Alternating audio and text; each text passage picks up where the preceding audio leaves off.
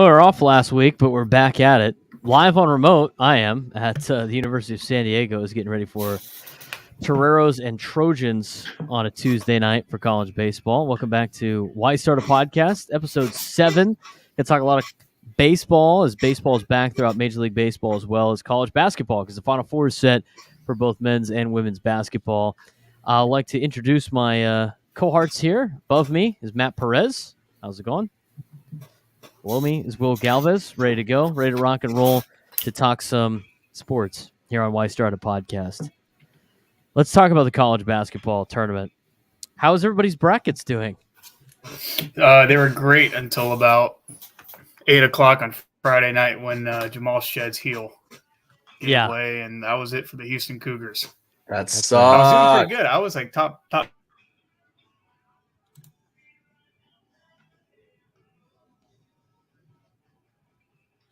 All right, he's back. What was that, Matt? You're top what? Sorry. Top 2, top 3. And like my bracket pool. Because I think I had like my entire Elite 8 still in line. And then Houston went down and Creighton went down. And then I haven't even opened my app since then. So that's where we're at. I haven't opened my app since Baylor lost because Baylor was my first Elite 8 team to go down. And then and I think it was North Carolina dropped. It's just going down the list of teams that were just falling by the wayside. And then Houston went down, it was over at that point in time. Will? This might have been bias induced, but I had San Diego State beating UConn, and for the first 8 minutes, I felt pretty good, and they are a wagon. I don't know if I'm proud or if I'm sad. I don't know how to feel about this team, but for them to get back, after going to the title of the game, it was solid. But to answer your question about the Elite 8, I feel that once Michigan State won the first day, mine was almost busted because I had Mississippi State going on such a deep run. So at that point, I was just kind of relying on gambling at that point. But no, once because I had Houston winning it all. That's what I decided. And what Jamal's ankle exploded, that really sucked. It's fitting though that Duke lost in a way it should have to NC State, and we'll get into that. But no, I feel like most people, right, by like the second weekend, no one really checks the app or their bracket anymore. Yeah, it's done. It's already in shambles. I mean, there's usually like 1 or 2 games that ultimately determine whether or not I check it again, and then I get the notifications coming on my phone. Hey, you've picked 65% correct. Well, thanks. I know that's a passing grade, but that's still not very good in the grand scheme of things. I even have one bracket where I have Purdue winning it all because I dislike Purdue. I dislike how they play. I hate watching them play and the BS that ensues. I think the Utah State-Purdue game was some of the biggest crock of crap I've ever seen from an officiating crew in the first half.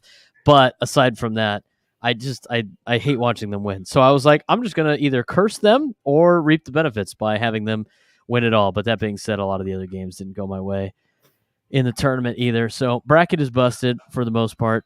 I don't know if I'm going to be paying attention any much further than that. But the Final Four is set. You got Purdue, number 1 seed in the Final Four. You got UConn, the number 1 overall seed, who has just hammered everybody that they have played. You got NC State, that is, I guess, the Cinderella story. They had to win 5 games in 5 days in the ACC tournament, and they did it to make the tournament, and then they went on a roll, ultimately beating ACC foe Duke in order to get to the Final Four. And you got Alabama. Alabama upset North Carolina, and they took care of Clemson to get into the Final Four as well. So that is your Final Four coming up this weekend. Will's going to be in attendance. How's the scenes right now in Phoenix this weekend? They started to put everything together? Yeah, they have. And we have a former coworker we used to work with. I think he's going to be on site, so that'll be cool. Hopefully I can run into him. But the scene should be good. It's in Glendale, which is far as blip away from everything where everyone lives that I know. But I'm excited. I really am upset that State didn't make it back. That would have been – I can't even imagine the emotion I'd be going through. But Final Four has always been kind of a bucket list item for me, and it's going to be fun. And I know that you hate Zach Edey. I'm excited. I think it's going to be a good time. I think this is like definitely one of the like upper echelon sports events throughout the year, at least to attend in person. So the fact that it's in my backyard, it should be a good time. Playing in a football stadium. You got tickets to it Yeah. already? Yeah. We through a connection, we were able to score, a good price. And it's a package where we can kind of walk around. I believe we could take a picture with the trophy, so I'm sure you'll see on my social media if we could do that. Yeah, so it should be fun. I don't hate Zach Edey as much, maybe because I don't have to deal with Big Ten teams, but there's been a ton of hatred and seeing him. That was a crazy game, by the way, against Tennessee this past weekend. That was another one. I had Tennessee going to the Final Four, so that's another reason why my bracket was busted. But I think seeing him in person will be interesting. I saw Wemby earlier this year, so seeing 7-footers play basketball, it's always a good time. And I'm just rooting for UConn at this point to lose. Like, I don't know if Alabama can pull it off, but I think overall it's going to be a good time. I'm excited. I'll share. I'm sure something crazy will happen next weekend, but I'll be safe. And no, it should be a really good time. I don't think UConn is going to lose. Unfortunately for you, dude. They are a wagon. I seeing it firsthand now. I'm just tired of them. They've always taken us out. It feels like in the tournament for like the last 10 years, but they have.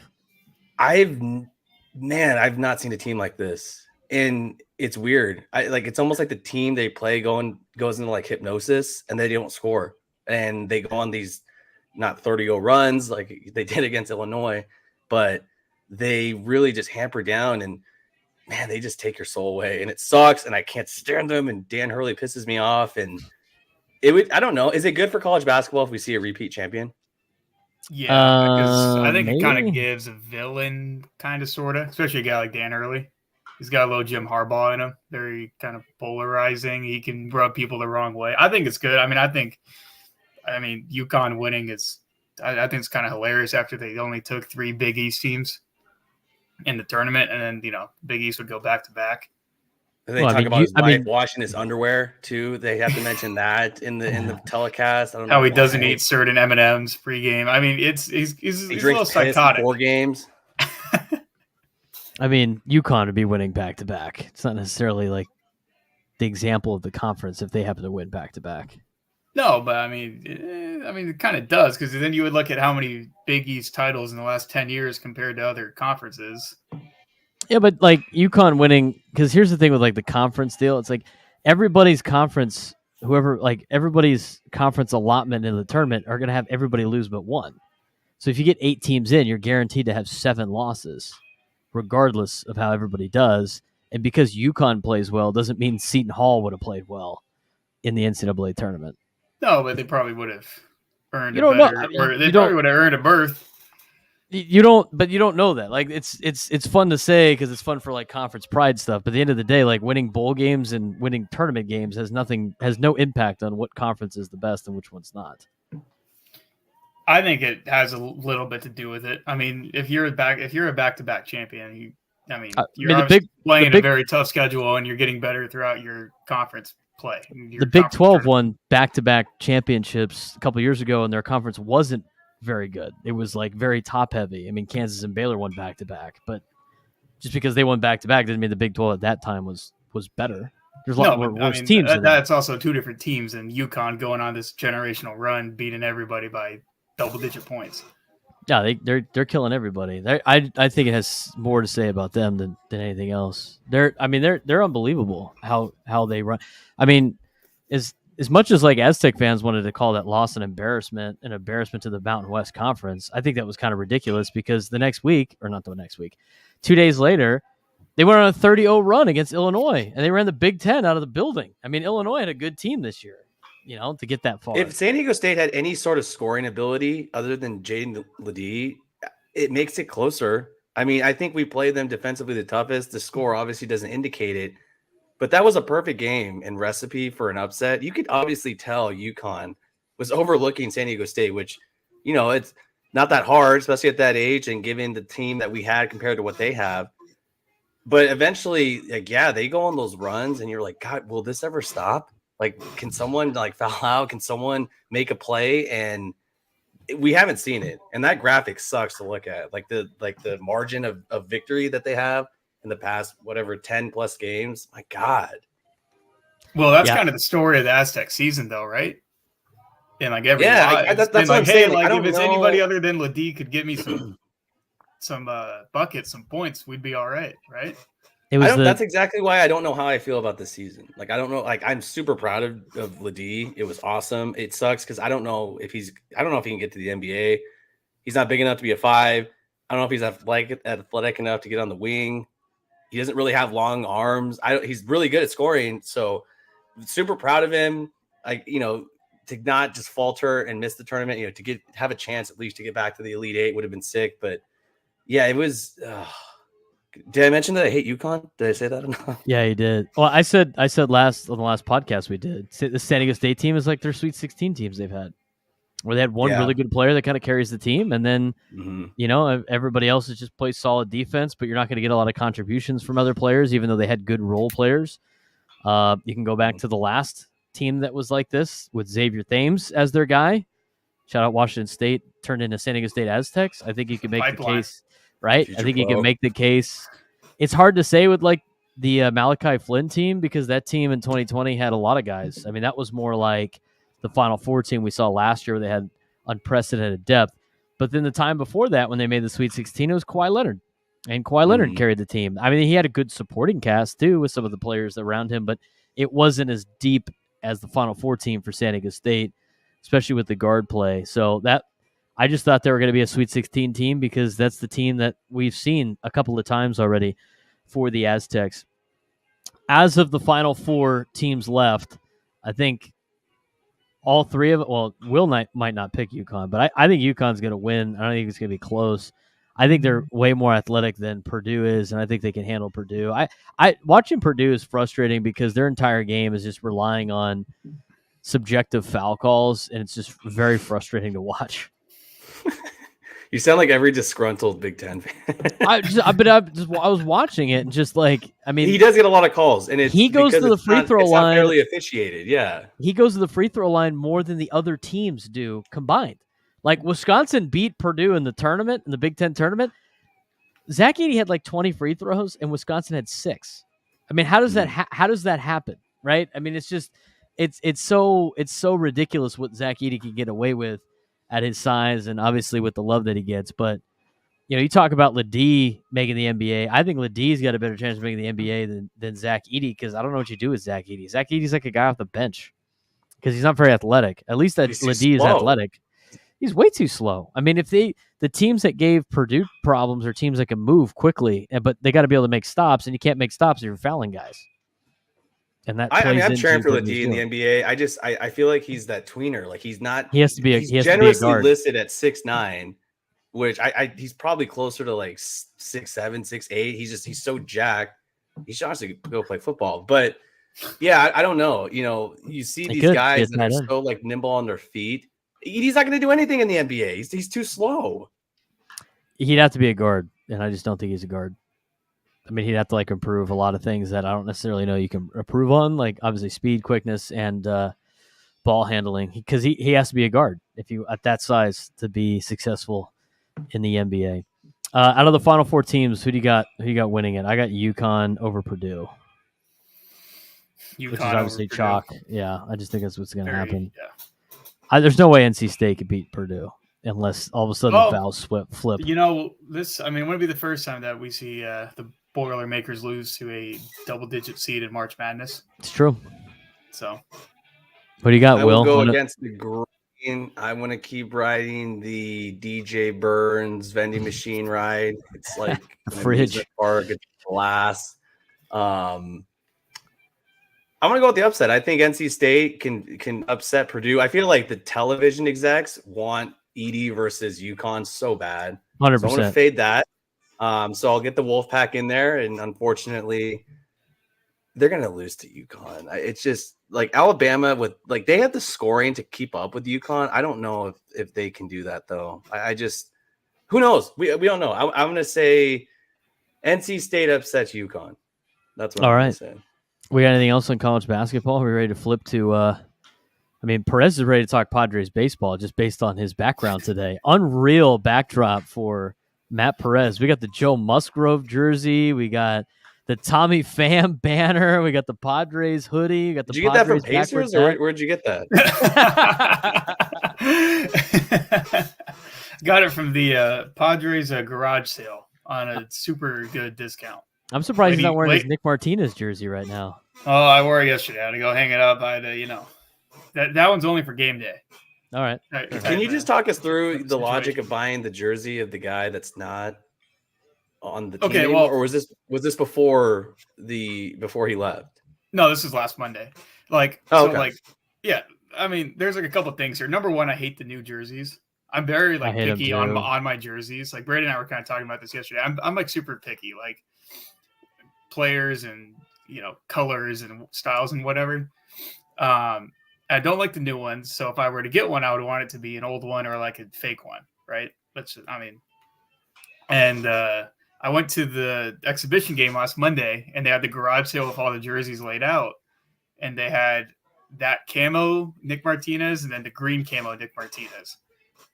And me and my buddy Mike were there. We're both big fans of Nick Martinez. And we got to buy these because they're only $100 when they would originally be like $400. They're the old ones. There's only 2 of them. So we might hey, maybe it's just meant to be that we have to be the ones to buy these. So that's how we landed on the camo Nick Martinez jerseys. And it's kind of one that you'll see around Petco. You're like, wow, that's an odd one. How you kind of play the game. What's the oddest jersey you can find? Yesterday we saw a Jorge Alfaro, a Bob Melvin. We did see those. Another Nick Martinez. Is the Alfaro one a camo one? No, it was a pinstripe one. Oh, it was a pinstripe one. But Frazier camo. Technically, it's Tommy Medica. It's only a year old, but it's like the perfect quality. I mean, it's the quality of a $400 jersey. Yeah, you got it for $100. Yeah, it's not the crappy Fanatics one that looks like it was drawn on and it's all lopsided and stuff. It's stitched and put together. So you're one of the people that you're part of the crowd that was very, very upset. I mean, there was a huge outcry during spring training about these jerseys, as well as the pants. And thankfully, we don't have to wear the pants, but they're that bad, huh? Yeah, well, I thought about getting the pants of Nick Martinez because those are kind of iconic when you think about tight pants. History. Yeah, tight pants. But yeah, even now, when it's you can't read the numbers you can't read the letters in the name from the pants unless you're right up there. Wasn't there discrepancies it is with hard those pants? to see. Weren't they see through? Wasn't that a huge thing? They're seeing huge junk Fanatics, all through spring training. Yeah, but Fanatics were oh, it happens every year, and they found people went looking at years past and media days, and you could see through them. But yeah, it's just the new jerseys just look strange. They just look cheap, and I'm if I'm going to spend money on that, I don't want it to look cheap, no matter if it's the real one or not. You know what I'm saying? The most noticeable ones are the traditional teams. The traditional teams' jerseys look like crap. The Yankees, the Dodgers, the Cardinals, the Red Sox, the ones that haven't changed their uniforms one time in the last in decades, right? At least with like some of the new team or like the newer jerseys with like, Padres, Mariners, Diamondbacks, Rockies, like the Marlins, teams that change their uniforms all the time. At least they look like you could be like, all right, I can see. But the names on the back just don't do it justice. I think the numbers look like crap. It just looks like an iron-on jersey. They look like giveaway jerseys. Yeah, which is 100%. terrible.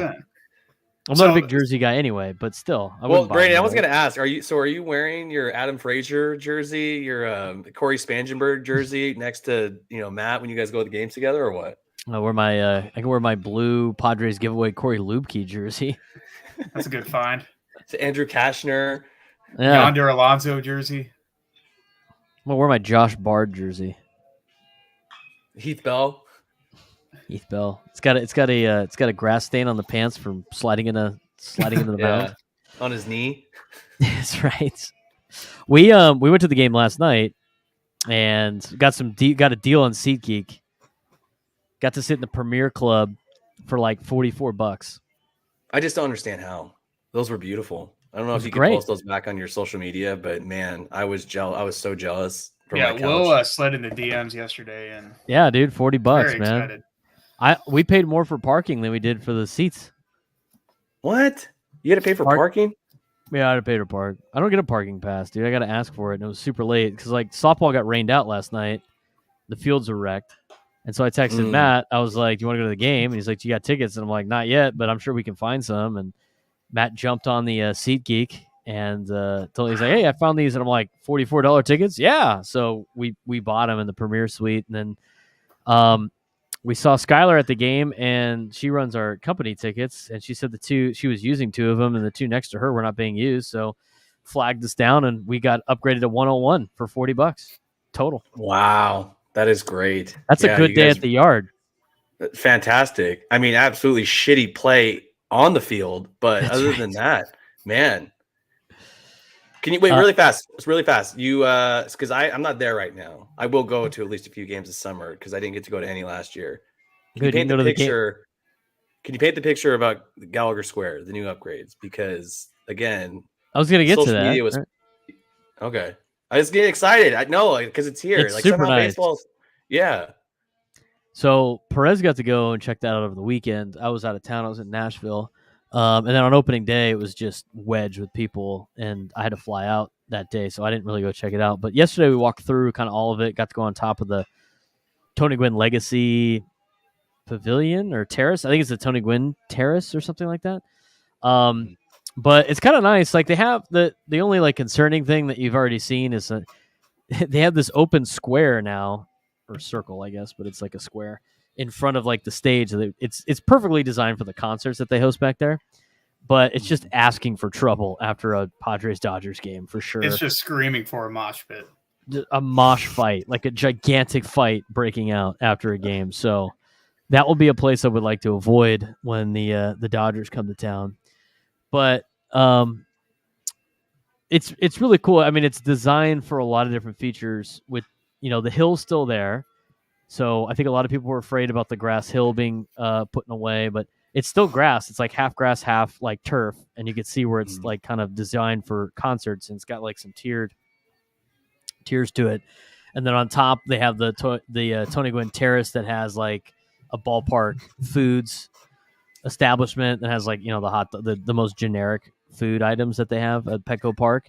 Yes. But I was telling Matt it was cool like to stand up because they have like a walk-up bar on the top, and it's actually like a better view than what it used to be because it's higher up because they like built it on top of the hill and it's a little bit higher, so you can see pretty much the majority of the field from there, and you can see the scoreboard on the backside of the batter's eye. It's a pretty good view to watch to take in a game if you get like standing room only tickets. You can go walk back there and post up. And they also made that screen bigger on the back of the batter's eye. Yeah, it's a lot more visible. Yeah, it's a lot more visible. Wow. And then I think like during games, because I went there on Monday, right, and we were just walking around. Like they have more information on there and stuff, like the lineups and like positioning and like all that other stuff going on that screen as well. It's not like you're just watching the TV broadcast. Yeah, they put the video board outlet on there, like the template that has nice stuff. Let's go. So that's on the back, so you can see all that. And then we checked out the wiffle ball field, or the Park in the Park field was not in use yesterday because they're using it to stage the drones for the drone show, but that's pretty cool. They moved it in the back by Social Tap, but it's still pretty cool because they put in a video board for the wiffle ball field, which is just synced up with the scoreboard. So like when, if you're playing during the game, it's going to look like it's got like the lineups up there and stuff like that. Okay. And then they put a Jack in the Box head on top of the foul pole and on the right field part of the kids wiffle ball field. It's hilarious. But it's nice. It's got a fence. It's got a padded fence. I think it's got a picture of like on the backside, like Fernando's like robbing a home run, like on the fence too. And then we didn't check out like the play structure for the kids, but it looked like well done for them to go, play before the game. So nice little play structure and some other things that kids like, and they did a really good job with it. Plus, like the tunnel underneath the Tony Gwynn Terrace has like a bunch of Tony Gwynn, like they have some video, like some screens that show videos of Tony and like some of his speeches and the documentary about Tony Gwynn and like what he meant to the game and stuff like that, and then has all his accolades and stuff. But they did a really good job. I think it's going to be pretty cool for the first beer fest of the year. Oh man, that should be a good time. I think that the layout's perfect because kind of like the problem was like how it was laid out is like the kids would kind of like run around in like that like one walkway between the old park in the park and like the it's got more flow essentially. Yeah, it has more flow, but like if you kind of push the kids in the back, they can run around and do all that stuff and not really interfere with people that have a GA ticket trying to watch the game or just lay out, right? Don't have to worry about kids running around them. Well, that and like like where the park in the park field was before, like to line up to go hit like would take up major thoroughfares for people to like walk around down by the cooler and stuff like that. I mean, it would just get super wedged on those like beer fest games. Oh yeah, when you're trying to roll out of the park in the park into wherever your left field seats, like it's like stop and go traffic. And then they did a better job with like the entrance in the back too of Park in the Park or Gallagher Square. Where it's now like if you're facing it from like the field, like the right side is now an open gate, and then the left side by Social Tap's entrance is like completely walled off. Where the back part where the field is, they have like two little like shop stands or something like that. But it was really well done. I really liked what they did with it, and they continue to do what not a lot of ownerships do, and that's upgrade the ballpark. Now, it is in their contract in order to keep using the ballpark as made by the city of San Diego when they built Petco Park, but they've upheld their end of the bargain, and they've made that the best place to be. No, it looked beautiful. I can't wait to at some point, next couple months, get out there and hopefully we all meet up and check out a game. Because I feel a lot better about this team now, except for last night. That was gave me a little taste of last season of what we had to go through for a majority of the year. On multiple fronts, I thought Matt Waldron was. I thought Matt Waldron was not very good. I don't know. I watched the game last night. He was sitting next to me. I mean, I don't know at what point did people think that he did a good job. They were sitting on his knuckleball. I mean, he doesn't have that greatest stuff. The thing that's, kind of driving me nuts. I mean, my show today talked about, it wasn't that bad. It was pretty good. Like, you got to give him a break because it's his first start and the other starters didn't do very well. Yeah, but the other starters in our rotation have a track record. This guy doesn't have a track record. He's gotten lit up every time that he's pitched, aside from like the first time he has ever pitched in the big league level. But they were not fazed by his knuckleball. His sweeper is not one of those pitches or any of his fastball type pitches, cutter, sweeper, and his four seam. I mean, they're all not put out pitches, and he would get ahead in the counts 0-2, and then he didn't have a put out pitch, and the Cardinals tagged him. So he's your fifth starter. That sounds like it's going to be a rotation of guys. But to me, that what kind of bugs me about that situation is Matt Waldron is a guy that doesn't want to be known as the knuckleball guy, doesn't want to throw the knuckleball. But I got news for you. The only reason why you're in the big leagues right now is because you throw a knuckleball. I mean, it's not your other pitches that have you in the starting rotation of a major league rotation. It's the knuckleball, and he had to use that a lot. I don't think teams are fazed by it, and I can't imagine him being on this roster very long. I, for whatever reason, was paying attention to the Dodgers this weekend. Obviously because of Ohtani and all that stuff, and they were playing the Cardinals, and one of my good buddies I hang out with here, he had it on, so I was kind of paying attention along with the Padres. And in true fashion, every year, Nolan Arenado played pretty shitty all weekend and hit, pretty bad. He was bad against the Dodgers, and of course, in the first game against San Diego this year at Petco, he got back on track. So yeah, that's I don't know. I don't know what they do with the fifth spot. Is it just a rotating chair? I don't. That's kind of is it too early to be concerned? I know that we're in the sixth game of the year for us, whatever. They played that 7 has games. To be a little alarming. 7. There you go. It just needs to be better. But I never thought Matt Waldron was going to be the guy. I'm curious to see if they move Johnny Brito from a bullpen spot to a rotation spot. If it's a little bit better, he looks very uncomfortable as a bullpen guy. I think that might be an interesting move to make. The other thing that was kind of annoying too, on the TV broadcast, they were making it sound like, well, the Padres gave up 4 runs early, so it's hard to bounce back from that. I understand being down 4-0 is a tough way to start a ball game, but you don't just roll over and die if you're down 4-0 after a couple of innings. Down 3-0 after the first inning. No, it's not. I mean, there's a guy I saw this tweet on social media by somebody that I don't agree with more times than not, but he made a good point. When the Dodgers are down by 3 or 4 runs, it's almost like the game is tied. And when the Padres are down 3 or 4 runs, it's like they're down 8 to 10 runs. It just seems like. Mm-hmm. And with the amount of star players that they have, they should be a team that grinds back and gets runs back, especially when you're going against a guy like Kyle Gibson. I know he throws a lot of strikes, but I don't want to get into the habit in 2024 of tipping my cap to the other team's pitcher that it seems like I've been doing for the last 2 to 3 years with this Padres offense. Specifically last season, you nailed the point. Anytime there was any sort of deficit, you just thought, "Oh shit, are we going to lose this game?" Like, you should not have that type of confidence, because you're going to go down. There's the ebbs and flows of the year. 4 is not that much, and and honestly, yesterday I was thinking, I don't know how you guys felt at the ballpark, but I thought, "Ooh, this is not where I want to be right now." Then Matt said it when they drove in the 4th run. Was that Goldschmidt that got the knock?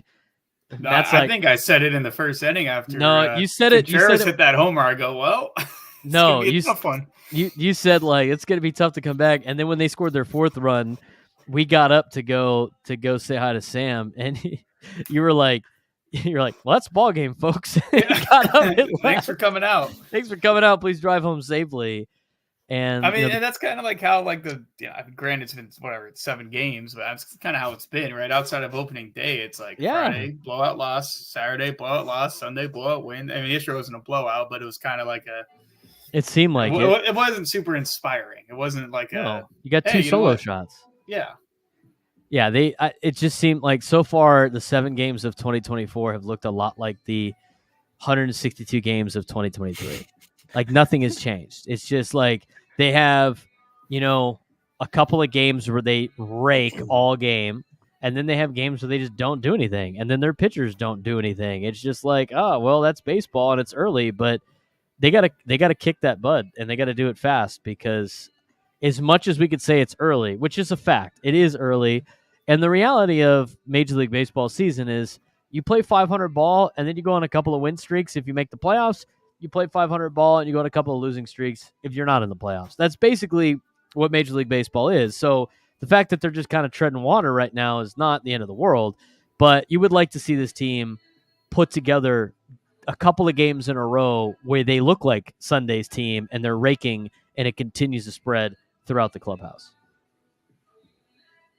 Now, do you feel a lot more confident now that Darvish is on the hill? It's like, okay, we have our frontline starter, and again, I don't know what the long-term outcome is going to be for Matt Waldron, but you kind of saw it early, right? He was getting, hit around where, you have a more commanding presence on the mound. I think there's a little more confidence in the lineup and definitely throughout the stadium. And I think we'll be okay. I think last year put a bad, other than a bad taste, but just the mental toll that you have to go through for 6 months. I think it's pretty easy and evident that it can roll into this as well. Just as much as I love Post Malone just going off right now in the background. But yeah, so I think we get back on track tonight.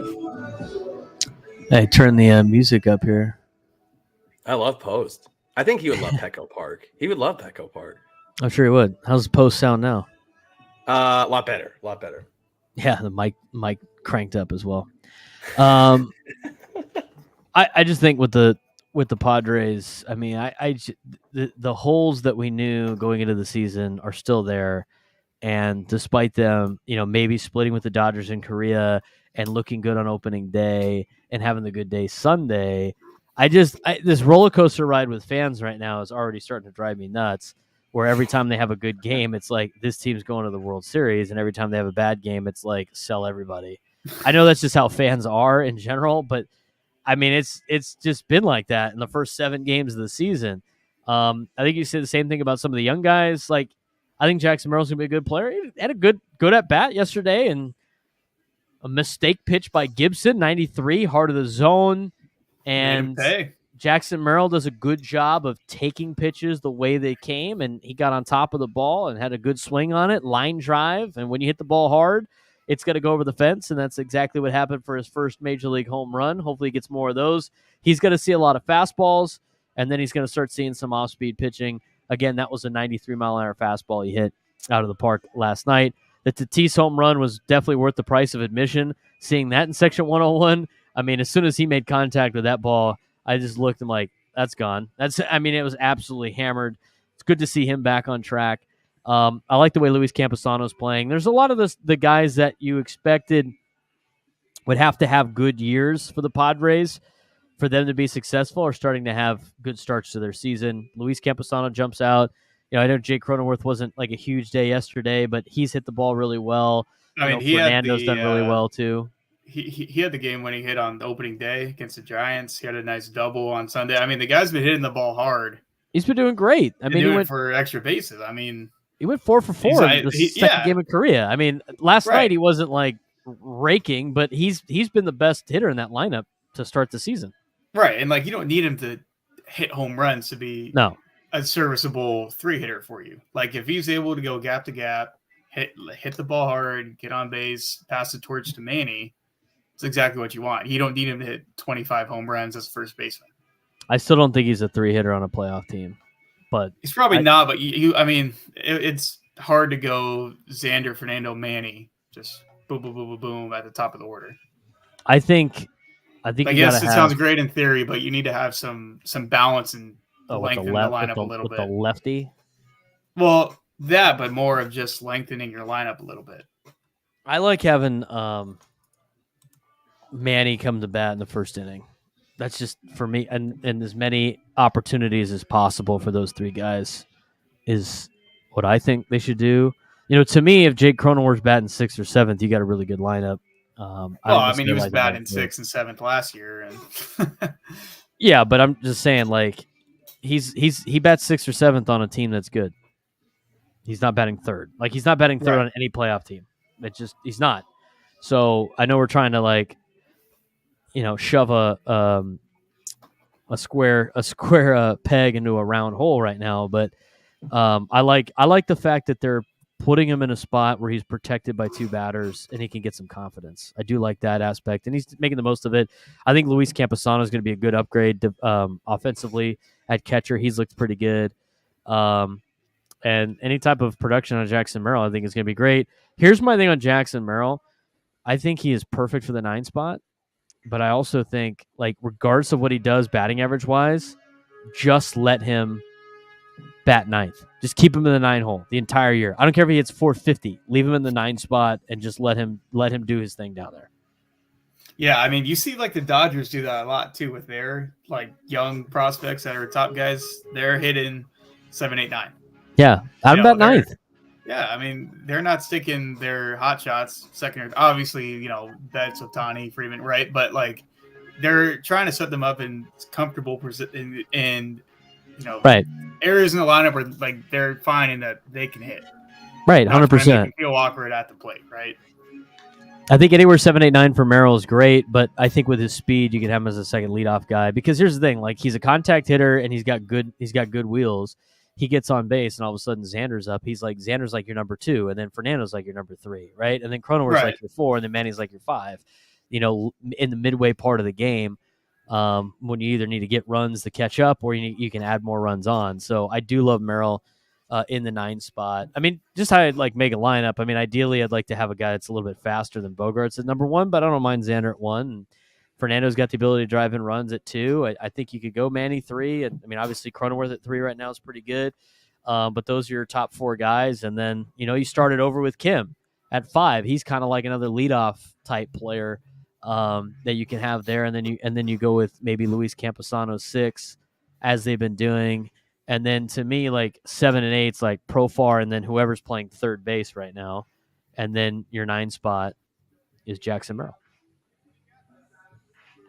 So if Jackson Merrill ever slides up to 7 or 8 in the lineup, I should just cash out my Rookie of the Year ticket at that point on him and just make sure. So then are we justified with him, starting opening day? Because I remember, a couple weeks ago it was, what are we going to do? But we don't have any other options, and I need like 2 months. Yeah. I need to see him Well, for 2 months. I mean, it's been 7 days, and he's still Yeah. seen a lot of fastballs, and we'll see what his adjustment is. The only thing, here's my only problem I had with him starting on opening day is I don't want, like, what do you think the ceiling is for Jackson Merrill? It doesn't have to be highly accurate.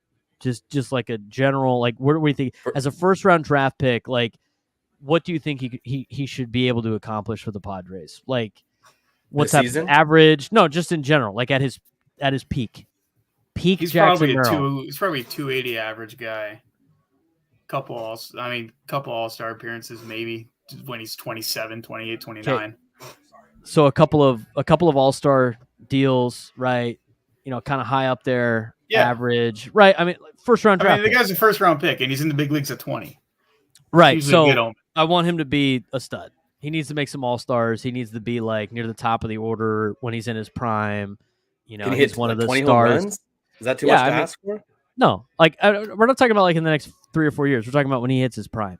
So my thing with not starting him opening day was I don't want to make that ceiling go down because I ruined the guy's confidence and I brought him up too early for now his ceiling turns into Luis Urias. Right? I mean that's the only like level that I would be worried about pulling a guy up too early. Otherwise, you would have all these guys up here all the time, right? I would just have Ethan Salas up. He's going to be a stud. Like, what does he need to play minor league games for? So that is the aspect that I'm concerned about. So if and when he struggles, if he can't adjust and then he just kind of flatlines and then kind of goes back down and he is just another one of those like could have been picks, then I think this decision was a poor decision. But if he can handle it and he can make that adjustment on that slider, that curveball, that off-speed pitch, and continue to progress, then it's going to be a great decision for the Padres. That's where I stood on this whole situation. Because, again, every time I said, I don't know about this move yet, people were just like, well, he's going to be great. I don't think he's not going to be great. I just want to make sure the Padres can get him to the point where when he's at his peak, it's really at his full potential, and they're not retarding his progress. Still too early to tell. I mean, it's been 7 games. Yeah, but for Padres fans, the 7 games, I mean, you extrapolate, it feels like it's been 20 already. I don't know if that's what we've been through. Hell, we know a guy that just bought a Jackson Merrill jersey last night. Who? Oh, man. Is that a tough? Come on. He bought. Wait a minute. This guy, he's probably going to be watching right now. He bought a Jackson Merrill brown jersey. It's custom because they don't sell them yet. And then he bought the rookie card with the jersey he wore last night for his first home run. He bought that last night. He said it sold out in like 15 minutes. That is a nominee for what, Perez? So win sock of the year. Win sock of the week, my guy. What are you? Come on. That is a bold purchase. I hope it works out for you. But in 5 years, you could be the dude walking the C.J. Abrams jersey. Or the Mackenzie Gore. Or the Luis Urias. Yeah, or Mackenzie Gore. I mean, the guy's Luis played Patino 7 jersey. games. 100%. The Chris Paddock guy. You know, then I'm going to tie this back together here. Well, I would rather spend $100 on my Nick Martinez authentic jersey that's stitched together than the $175 on a Jackson Merrill that looked like it was done by me and you blindfolded. I would just rather spend the $175 on food and beers, but yeah, sometimes we can't always get 2 beers and a hot dog for $175. Yeah, so really two beers and and a cold hot dog with the shitty bun. Exactly. Yes. You can also get a Hodad's burger with about 16 pickles on there. That's right. All right. We got to get this thing wrapped up because we got Padres baseball starting very shortly here coming up as they'll take on the Cardinals for Game 2. What do you want to see out of the Padres in Game 2 of the series, Matt? Oh, man. Some fight. I agree. Every game's not going to be a seesaw, right? Right. So, if they're down 2-1 in the third inning or 3-1, I'm like, all right, bring it on. I kind of want to see what I saw on opening day. Well, singles, doubles, move them. What do you want to see of the Padres? Every facet of the game, I want to see a solid performance. Starting pitching, I want to complete see response in the lineup. And, if we had to get tested and go with the bullpen, Yeah, just be competitive. Don't roll over. I almost want to fall down 0-2 tonight, 0-3, and show that we have fight to come back and win. But I don't want to do that because I hate stressing myself out. So overall, middle to bottom of the lineup, keep delivering, keep hitting, and just a solid outing from Darvish. That'd be good for me. All right, sounds good. I'd like to see him be a little bit scrappier like they were on Sunday, and I think that's going to be the key to success all year for the Padres. Hopefully get a good outing at a use day. Yu Darvish on use day today on a Tuesday. He's Matt Perez. That's Will Galvez. I'm Braden Soprenet. Signing off on the Why Starter Podcast, Episode 7. Baseball's back. America.